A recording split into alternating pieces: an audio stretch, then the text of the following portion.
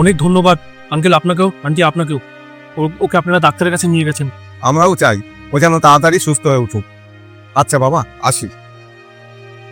Uncle, বলছি আপনারা কি করে যাবেন?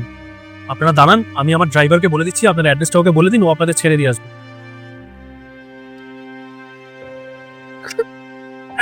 কি হলো? আমি তো শুধু অ্যাড্রেসটাই জিজ্ঞেস করলাম, আপনারা এরকম ভাবে কাঁদছেন কেন?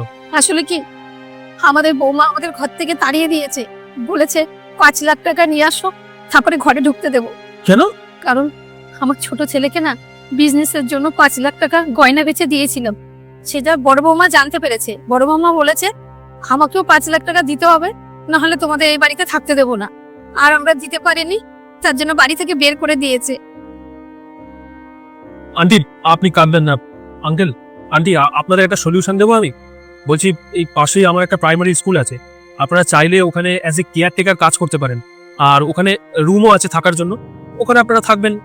আশা করি কোনো অসুবিধা হবে না আপনাদের। কিন্তু বাবা, আমরা তো এর আগে এই ধরনের কাজ করিনি। আপনারা তো বললেন যে আপনাদের দুটো ছেলে রয়েছে, তাদের তো ছোট থেকে মানুষ করেছেন। হ্যাঁ, তাহলে আবার কি, বেশ ওই কাজই করতে হবে আপনাদের। আর এছাড়াও আপনাদের মাইনা দেওয়া হবে। ঠিক আছে, আমরা করব। বেশ ঠিক আছে, তাহলে চলুন আমার সাথে স্কুলে, আমি দেখিয়ে দিচ্ছি আপনাদের। আর আপনারা কিন্তু এটা ভাববেন না যে আমি আপনাদের ঘরে ফিরতে বারণ করছি বা অন্য কিছু। আমি চাই যে আপনারা এখানে কাজ করুন, যতদিন না পর্যন্ত আপনার বৌমা বা আপনার ছেলে এসে আপনাদের থেকে ক্ষমা চেয়ে আপনাদের বাড়ি ফিরিয়ে নিয়ে যাক, ততদিন পর্যন্ত আপনারা এখানেই থাকুন। তুমি তো খুব ভালো কথা বললে বাবা, ধন্যবাদ বাবা।